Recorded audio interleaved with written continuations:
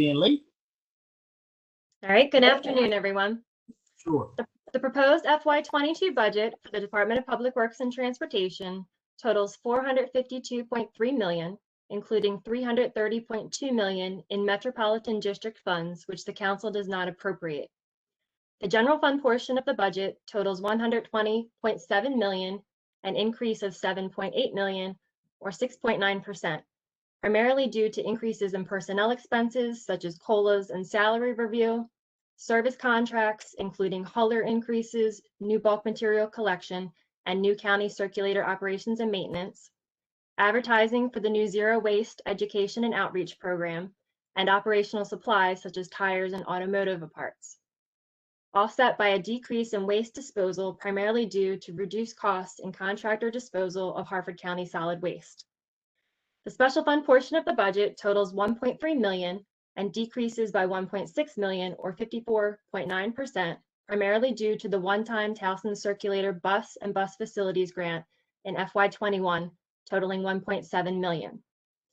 On page 2, the pie charts show how the proposed funding will be allocated across programs and types of spending.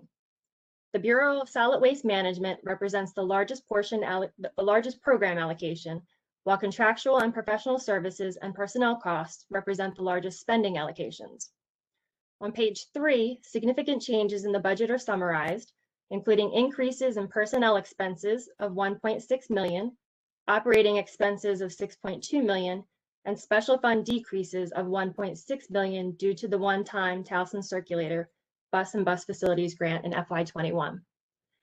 On page 4, the analysis identifies various FY22 budget highlights, including some detail on the salary enhancements, new positions, increases in operating expenses, decreases in the special fund, and provides some information on capital projects.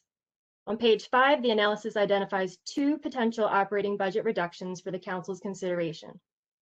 The first potential reduction of $250,000 is based on a conservative projection of the departmental reimbursable general fund expenses under the proposed $161 million ARPA grant program, which is scheduled for Council consideration on the May 27-21 agenda.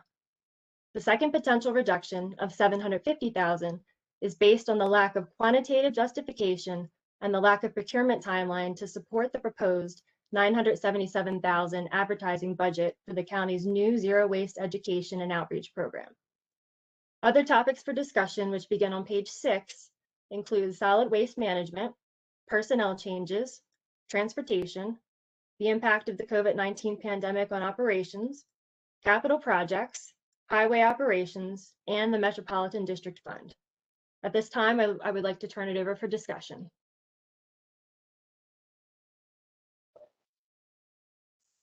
Thank you very much, Ms. Bissett.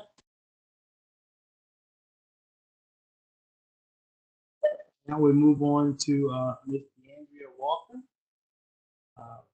Take it away, ma'am. Good afternoon. Thank you, council members. Can you hear me okay? Yep. Okay, great. Thank you, council members, for your time and the opportunity to share the proposed capital and operating budgets for the newly renamed Department of Public Works and Transportation.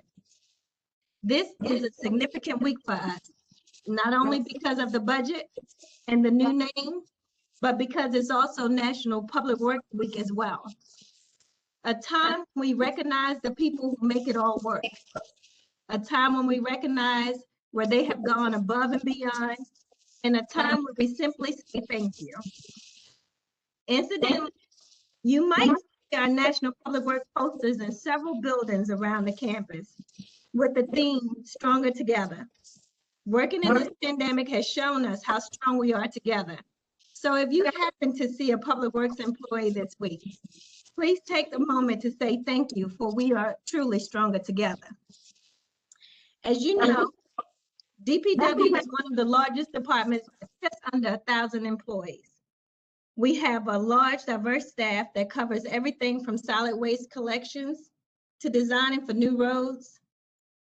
As a department, our main functions include, but are not limited to, water, sewer, roads, snow removal, bridges, revenue collection, traffic signal signs, common programs, transportation services, garbage, trash collection, and recycling. To accomplish our mission, we need to hire the right people for the job, to meet the challenges with innovation, and also to maintain and repair the existing infrastructure. I think we're on the right course. Though this past year, as you know, has been one of many challenges. During COVID, we have had to make many adjustments, from putting traffic counts on hold, moving from collecting cash to credit card payments for certain services, to one person per vehicle doing snow and service jobs, to an increase in trash collections, to limiting our pickup for county ride due to spacing in vehicles. Despite these times, there have been notable accomplishments as well. We've incorporated county ride into DPW&T. We've developed a climate action plan, reissued the flood insurance rate maps, developed GIS and asset management, incorporated CityWorks. We managed COVID safety protocols for workers. We actually plowed snow and salted roads through 9 winter storms. We addressed the solid waste needs with the increases. And we're also making progress on the water and sewer billing with our partners in Baltimore City. We completed the River Road Bridge that was destroyed in the flood of 2018. We also completed the Campbell Boulevard project. We're finishing the Fullerton reservoirs, and we also transported food to the county food banks during the COVID crisis. And we're moving forward into the next fiscal year with new initiatives. To name a few that's covered in our budget, we will start bulk trash beginning in January 2022. The move from plastic to paper, more traffic calming measures, progress in sewer billing, more road repaving, meeting climate change, and we're also introducing our pilot circulator, as well as completing a bike and pedestrian master plan update by the end of this year. When you want to talk about the department as a glance and how our operating and capital budgets relates to it, let's talk about trash. You can't throw trash away and forget about it anymore. Trash and garbage are an increasing challenge, and fundamental change is needed. We will always provide the basics, of course, such as landfill cell 14, which we're designing and building for $8 million, or the Hernwood Water Treatment Center, which cleans toxic landfill leach before it's reintroduced into the watershed. The issues are complex and pressing. And last year, in the middle of COVID, the administration called for a work group to study these issues and to make recommendations. They produced a 5-year tactical solid waste plan. And we now have a roadmap to improve our existing services and to move towards zero waste. The work group's ideas include, again, bulk trash starting in January 2022, moving from plastic to paper, service agreements for the haulers, regional cooperation, and outreach and education to support all of these efforts. It's a big step, and of course, there's a cost, as you see in our capital and operating budgets. Another pressing issue is fair, accurate, and consistent sewer and water billing. Our goal is to improve the efficiency and effectiveness of the way water and sewer services are delivered to our county residents. This means reaching an understanding with Baltimore City and working with our counterparts. I'm happy to report we are now reviewing our operations, and a recent study, the end-to-end study, I must say, has identified multiple areas of opportunity for continuous improvement. It's so important. Our very own CAO leads a group that meets monthly to ensure we are putting policies and procedures in place so that we have words on paper and a documented roadmap. Progress is beginning. We are also now working with the city staff to develop a mitigation plan for building and maintenance operations. Now, looking towards our sewers, which is our largest capital requirement, there are 3,178 miles of sewer line buried under our streets along our waterways and 120 pumping stations that feed them. Everything flows eventually to 2 treatment plants run by the city, though they are located here in the county. The Back River plant and the Patapsco treatment plant. Along with water and the sewer system represents our lion's share, almost 90% of our total capital budget for public works. Exactly 429 million of a 487 million budget. Maintaining our aging sewer infrastructure requires a significant amount of resources. Most of you all know many of them are 50, 60 plus years old. Since 2005, under a federal consent decree, Baltimore County has invested more than 1.5 billion to ensure that we improve the system and eliminate sewer overflows. We've achieved this by building new lines, renovating pump stations, relining miles of pipe, eliminating relief points, and installing systems to respond immediately to failures. It's an ongoing process, and our team works hard at it every day. We're seeking 218 million for the next 2 years for projects like the Patapsco Force Main Replacement Project. This conduit currently under construction will be almost 2 miles long and cost 26 million. It will carry 80 million gallons of sewage each day. In addition, we expect to finish a number of major sewer projects in the next year, some including the Red House Run Interceptor Release Sewer, the Lower Powder Mill Interceptor Rehabilitation Relining, the building of the Cedar Branch Release Sewer, and the Each Branch Heron Run Release Sewer.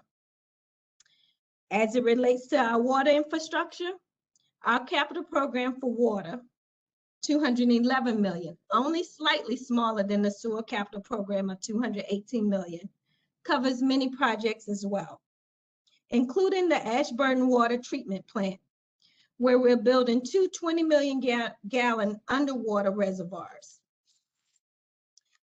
These new reservoirs will replace 2 aged open reservoirs and will comply with our EPA requirements, which mandate that drinking water be stored undercover and not open to air, as was past practice. That's a big step towards health and water quality. In addition, we're investing across the county 30 million in water main replacement and rehabilitation, which will renew and improve a number of community networks in Fullerton, Hillendale Park, Turnkey Point, and Timonium. In these areas, we need to replace deteriorated cast iron water mains that are prone to breaking. Many of the water lines, as I said earlier, are over 50 years old, and many have become filled with sediments and deposits that have accumulated over the years and have drastically reduced the pipe's flow or capacity. Many of these old pipes are prone to breaking, especially in cold weather, as many of you know. Now on to our roads. Our roads are a constant concern as well. From repaving to shoveling to salting, Baltimore County today has almost 3,000 miles of roads.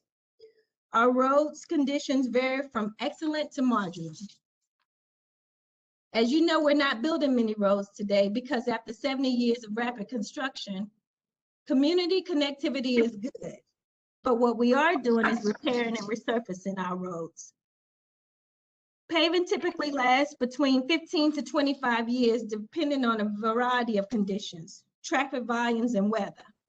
In addition, we are working on improving the process of reviewing our roads that require repaving by introducing a paving conditioning index method. We will come to you with more information on that as we get a little closer. Over the next 2 years, we hope to invest 22 million in resurfacing just to keep pace. When we talk about resurfacing and maintaining roads, naturally the conversation leads to road widening to accommodate increased traffic. A case in point, Our capital budget include road widening for Roland Road, Ingleside Avenue, Kenwood Avenue, and those are just a few that are on the list.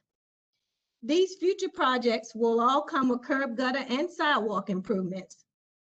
And then you have to think about the storm drains, because more roads means more runoff. Most of you also know flooding has increased in the recent years, and there's a growing need to channel stormwater in order to protect land and houses from flooding. This is a growing problem in older communities built before an awareness of water runoff issues or regulations. Controlling rainwater is vital, though it usually doesn't merit much attention until your own backyard is flooded. I've heard from a number of you all about that issue as well. Stoneleigh and Towson is a case in point. The neighborhood north of Register Avenue and east of York Road faced serious flooding for years. With increased rain in the past decade, the problem became severe. The solution was $1 million storm drain project, which began last year. However, it was delayed by COVID, but I'm pleased to announce that following COVID is back on schedule and will be finished by early fall. Now, moving on to our bridges, which is also a critical part of our transportation network. Our bridges are inspected every 2 years and it's supervision, and the budget is designed to cover repairs, small and large, as well as new construction. We are currently responsible for 685 bridges, including Moore's Lane Bridge, which was a part of the Campbell Boulevard project. It is in design and scheduled for construction in 2023. The River Road Bridge itself was destroyed in the 2018 flood, and it has since been rebuilt and reopened to traffic as of last June. Now, moving on to, I must say, one of my favorite topics, transportation. Transportation is on the verge of a significant change. It's more than just traffic signals and stop signs. It's looking at travel as a network. Our goal is to connect communities and provide a safe transportation network. We have started by completing a transportation development plan. It is essentially a roadmap for transit initiatives over the next 5 years. We have also developed a strategic road safety plan that will assist us in looking at our safety and looking at safety of our roads, including new traffic calming measures. To that end, we are excited to say we will be rolling out the circulator this fall. Towson will be the pilot site for our first circulator. Buses have been ordered and are currently being wrapped. The procurement for a vendor has been completed. We are waiting on concurrence from MDOT of the selected vendor, and we plan to have that procurement before council very soon. In addition, there was also a question about the truck trafficking task force, and I'm happy to say that we have met our first deliverable with our preliminary report to you all this past March. Our final report is due to you in August, and we plan on meeting that deadline as well. Looking ahead, DPW is working to use technology to manage its complex and erroneous operation through the county's work management asset management system. CityWorks is a GIS-centric application where service requests or work orders will be streamlined, and once logged into CityWorks, the county can leverage information to make data and location-driven decisions. We have been developing risk profiles, taking into consideration the consequences of failure and the probability of failure. We're still gathering data, but much of the system is in place and is beginning to function. We think this will be a game changer in the way we do business at DPW as it relates to maintaining our infrastructure. We thank you for hearing us today, and I'm pleased to answer any questions you may have.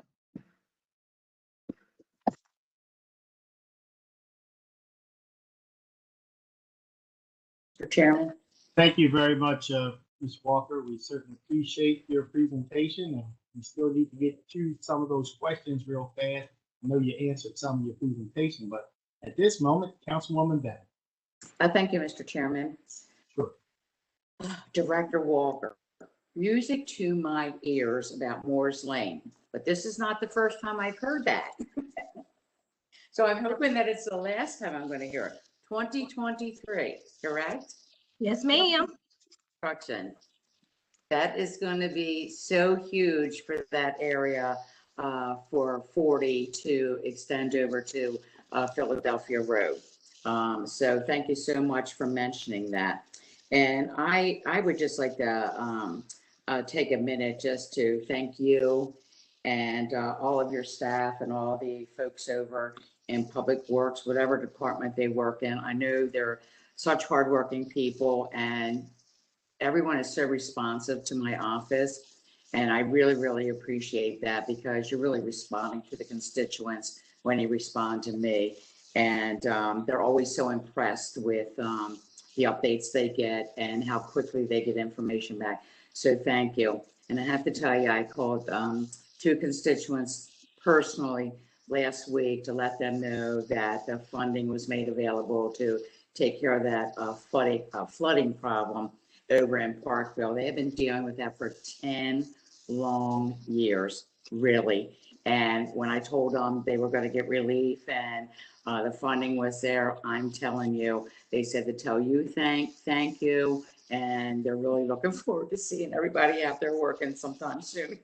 I told them there wasn't a timeline yet, so to simmer down a little bit, but it was definitely going to happen. So there's nothing better than people seeing their tax dollars at work and, seeing something that's been bothering them or causing them, an issue to be fixed. So thank you so much. And all the road paving that has taken place over the last year, not just my district, all around the county. I see it. We all know when new roads are done, and it's just remarkable the amount of miles that have been done in Baltimore County. So thank you. I'm going to say you've had a very successful first year in Baltimore County, and keep up the good work. Thank you, ma'am. I appreciate it. You're welcome. Thank you, Ms. Evans. Yes, Councilman Park.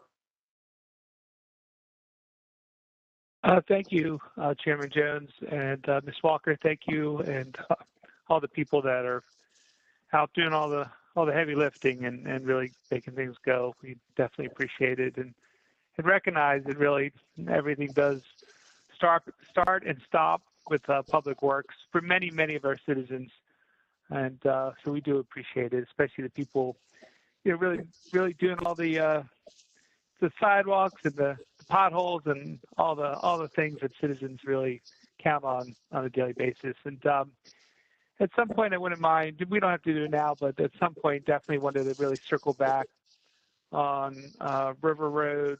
And, we're looking at least part of that road, maybe being for walking and biking, connecting up all the biking trails. And I'm not sure if it's going to be, maybe weekend only, or maybe it's going to be during the week. But do we have any more forward momentum on that? I know we were talking about maybe a public meeting and presenting the different options, but I just briefly want to check in on that. We can go into more detail later, but just want to check in.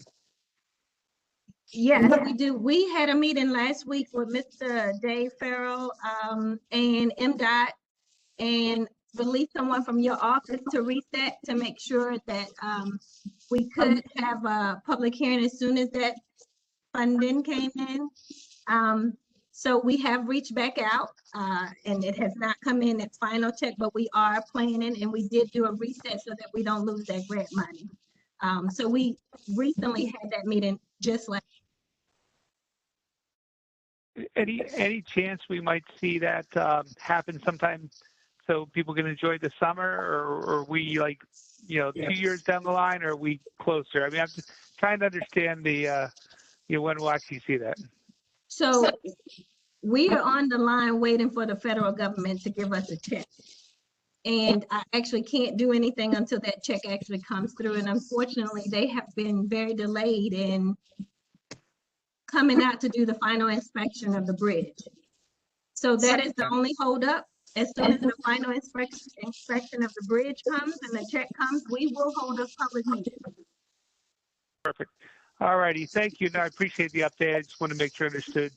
So, yeah, I didn't realize we were still waiting on the check. So hopefully that comes in and then we can get the public engaged, and I'm excited about that. I think it's been great. Thank you very much. I appreciate your effort. Mr. Chair? Yes, Councilman Kent? Yeah, DeAndrea, I first, was so happy to see you today. Yeah, your department and the people who work in that department, I give them all of the praise that I can possibly give them.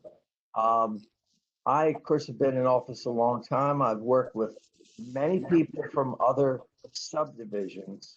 And first of all, when I tell them the services that Public Works provides, they're stunned because their local governments don't. And secondly, I know that there are complaints in other jurisdictions. They're complaining about Public Works. I hear very, very few from Baltimore County. And I want to thank you so much for your leadership. And you know, and when you talk to people, why are taxes so high in Baltimore County? Well, if you take a look at Public Works, if a particular county does not offer certain services, well, you got to go buy those services.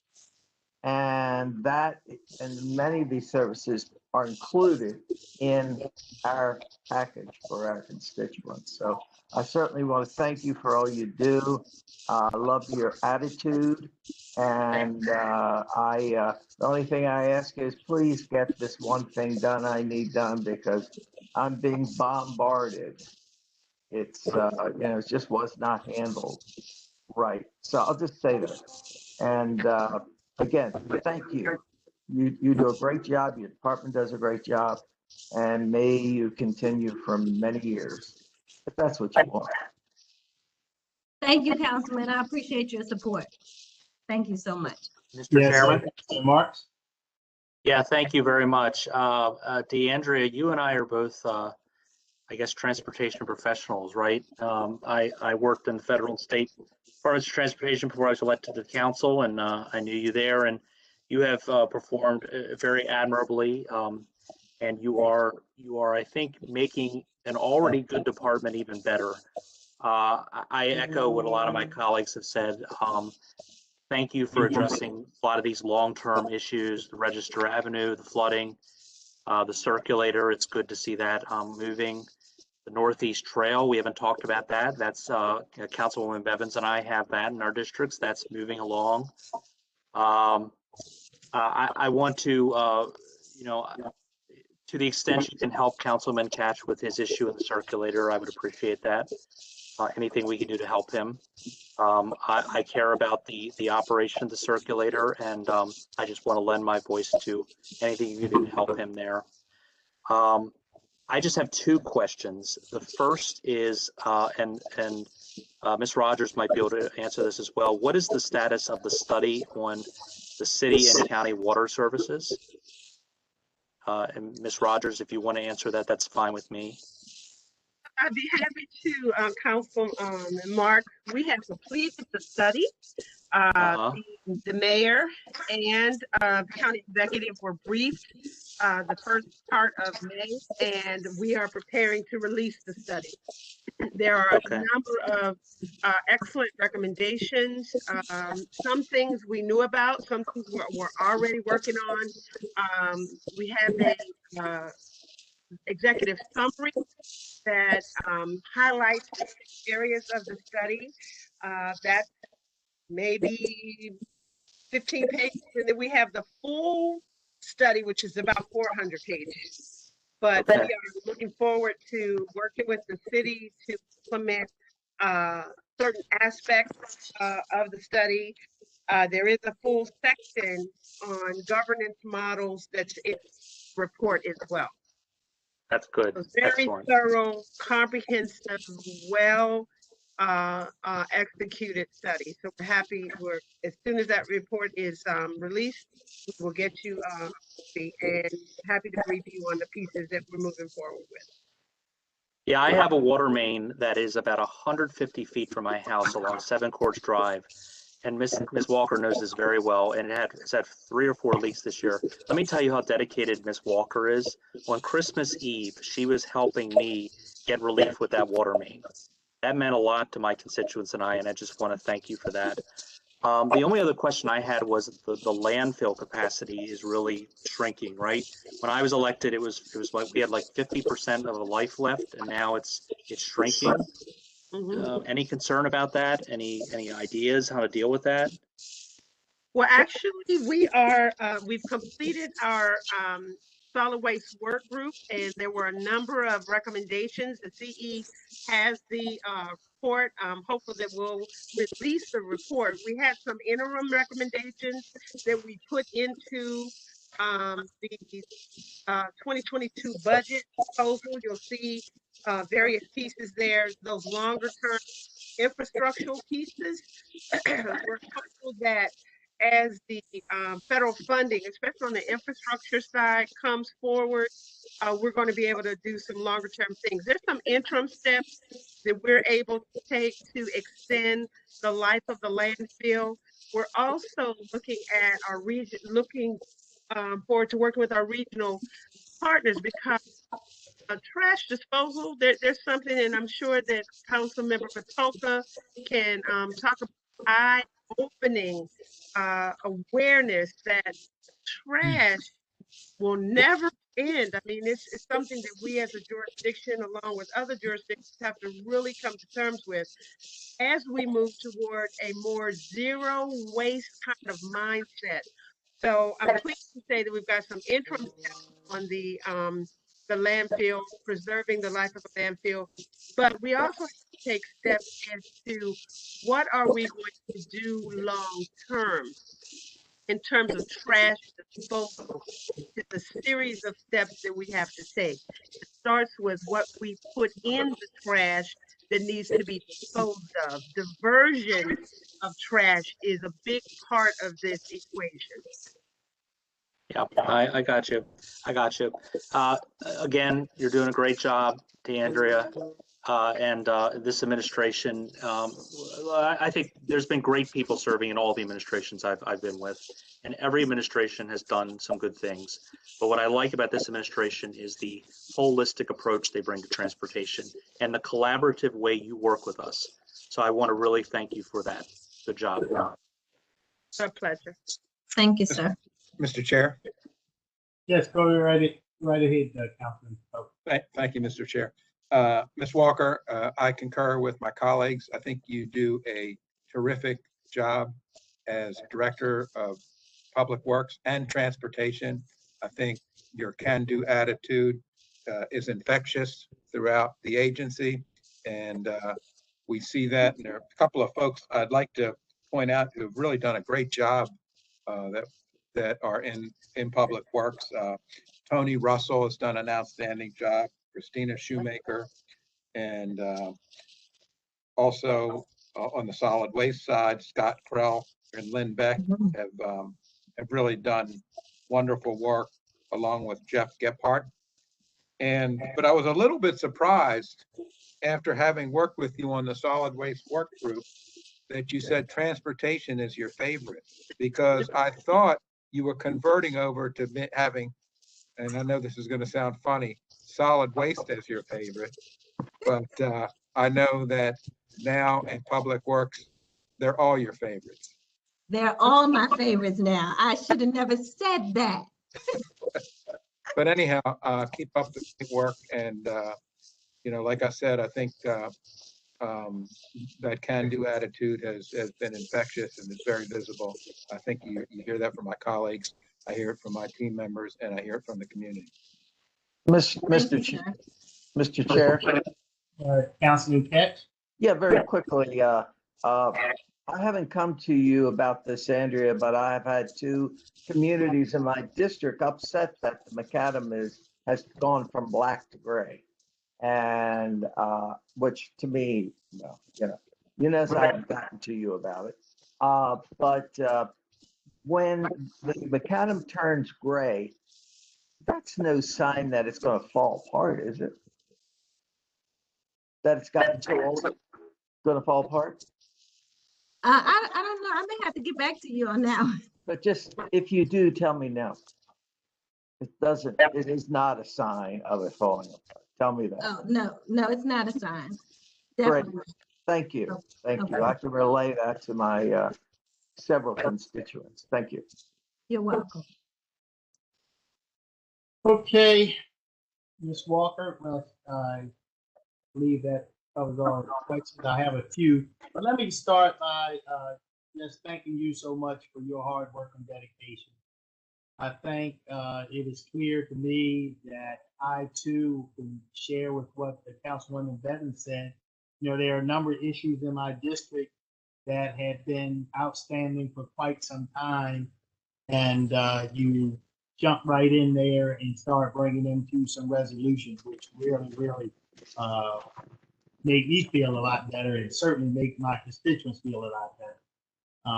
One of the things I mentioned to you before, so many times people in my office would say that so many times there were people there at Public Works who their first answer to everything is always no. And that was not what we experienced from you. You certainly came in there and took a look at everything and was able to get a lot of issues resolved and moving in the right direction. So it made everybody feel a lot better. There was a few questions that I had. I think you answered a tremendous amount of questions. And I'm trying to piece through some of the items that were presented by the auditor. You know, they worked very hard, and I want to make sure that we give them, you know, that we answer their questions. Let me see. I guess we can talk about the $321,000 mid-year addition for a project coordinator in the Office of the Director, Metro Financing Petition Program. Right, so that position was actually a position that was on a contract, and we actually saved money by bringing it in-house and giving it a PIN position, making it a merited PIN position. So what we did was took it off the contract, paying much more on the contract, and brought the position in-house. Okay, what about the OIT enhanced productivity through technology project, including $197,000 pipeline and manhole video inspection camera and software? So that is a part of our consent decree project, and what we're doing is doing a more advanced camera so that we can go into the sewer lines and actually see the buildup and see what's going on. And it's a camera that gives us some different angles. So that is what that is. Okay, so now I guess the other issue, I know that Councilman Catch and Councilman Marks are, you know, they have this issue with the circulator and where to park the buses. But I want to let you know that I want to help out. We have some room right here on Red Run Boulevard where we can park those buses, and they can run, you know, a few laps around Owens Mills before they get to Towson. I like that. I like that. Yeah, so, you know, they take the long way to get to Towson, but they'll get there eventually. Because I think that circulator is a great idea. He's Yeah. thinking of the future is what he's doing. Trying to get his own circulator, which I support him. I think it's a good idea. I just Oh, want to yeah. help. It's going to be a So, great project. Thanks for all your help, guys, on that. Oh, sure, no problem. At least I can do it. One for yourself, right? And Ed's got the checkbook, so don't worry. That's right. So look, you know, listen, we appreciate you. We certainly appreciate all the hardworking men and women of the Department of Public Works and now Transportation. And you know, the department does great things, and we really appreciate it. And standing up our infrastructure is very important. I look forward to we did a lot of work on the sewer billing in the past. So we look forward to that project and see what improvements you guys have made. I will certainly look forward to it. And any more questions or comments? Thank you very much. I do, for DeAndrea, very quickly, you know, the light rail runs through my district. And since day one, I've been very upset over the fact that the ridership is so low. I mean, it's a big, I think the fare box return is 16%. This is a big loser. So I don't know if I keep talking to the State Department of Transportation. We have got to do something creative to encourage people to use the light rail because it's a mode of mass transit that's there. Mhm. The taxpayers are subsidizing it. Come over here any day of the week and you'll see empty trains going by. In the most recent CZMP, I've tried to create a situation where people could live next to it or will be able to live next to it. Do you ever talk to them about what we can do or what they can do? Well, actually, we meet with MTA, Maryland Transit Administration, on a monthly basis. So what I can tell you is that we will have a conversation about their marketing efforts, what they've been doing in regards to ridership on the light rail here in Baltimore County, and we can give you some feedback. And try to suggest a express train, because I think that could encourage people to use it. Thank you. Will do. Councilman Katz, I can tell you, you know, it's like a go-to in terms of transportation when you're going to one of the ball games down there at the stadium. That's when you can't get a seat on the train. You have to wait for the next one. Councilwoman Bevan? I was just gonna say, Councilman Katz, you might consider a little bit of workforce housing or affordable housing, and then you probably fill those trains right up. So there's an option for you. I think that's happening. It's Oh, just good. things don't happen overnight. That's the problem.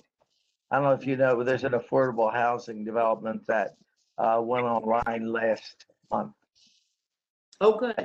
Yeah, and I worked with the community, with the developer and everything, and we've got a wonderful situation here where people who live in the community are being mentors for the people that have moved into. So I mean, we're trying. You know, I think you can do anything as long as you meet and work with people. People are reasonable, and so anyhow, I'll just let you know that. Very good. Don't Thank ask you. me the name of the development. I'll just tell you where it is. Behind Fox Chevrolet. I don't even remember the name of it, but I thought maybe we were gonna have to talk about moving to Erdel. Bye-bye. Oh. I will kill everything I can. As far No, I'm pulling your leg, Wade. Pulling your leg. no, Erdel, touch, no touch. For everybody listening, that was a joke. That was a joke. You don't want to be inundated tomorrow with Yeah, please don't. threatening. Oh, moving their- Thank you, Councilman Jones. Yes. Ms. Milkinson, are we okay? Did we answer sufficient questions with Ms. DeAndrea Walker's presentation, as well as the few questions I asked? Are there anything else you have? If you could please address the two items under potential reductions. I didn't hear the responses to that. It would be great.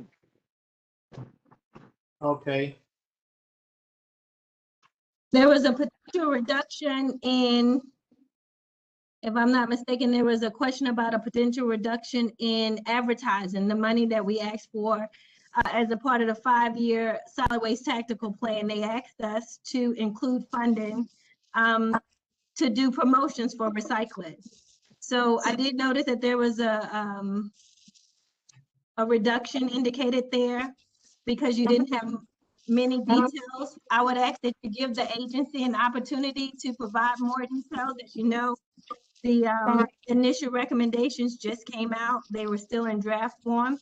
But we know that in order to do things like bulk trash, in order to do things like move from plastic to paper, we need to do better advertising in order to get people to understand what we do as it relates to solid waste. So I would ask for a reconsideration on that one. And I'm trying to remember what the second one was. Mr. Chair, while Ms. Walker is looking for the second one, can I, Oh, yes.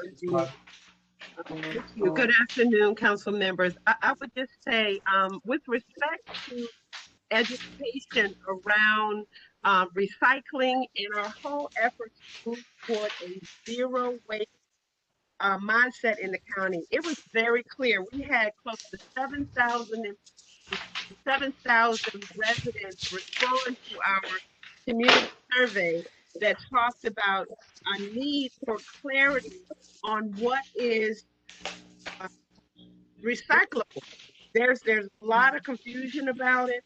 In order to reduce the amount of trash that goes into landfill, we need more education. We had a presentation from the state of North Carolina that implemented a similar program and increased their amount of recycling significantly. There's a whole write-up in the document, in the solid waste work group document about the need for education. It was one of the highest rated activities from the solid waste work group as well as the citizens. So I'll say this is something that was strongly recommended to us if we want to move toward a zero waste approach to managing solid waste. Ms. Rogers, I tell you, I recognize that, believe me, I tell you, I know the cost of what I'm going to suggest, and I'm going to put it out there anyway. You gave everybody a recyclable can, as opposed to asking them to place an X, then we can put the instructions right on the can on what can go in the can. That would be a great idea. I know it might cost $7 or $8 million from what I understand, but you would certainly, people would certainly know what they can put recycling. And the second reduction was a $250,000 reduction in the from the 1.3 million that we were asking for to cover the cost of the temp employees at our landfill.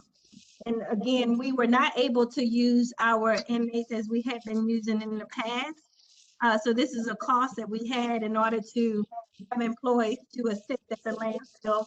And again, we would ask that reduction not take place because we actually need those temporary employees because we no longer have inmates at our landfill to help with some of the duties that are required there. So, Ms. Walker, quick question. Well, I guess the statement. We still are not recycling shopping bags, right? Because they get stuck in the machine. Are we still putting that in the trash? Yes, sir.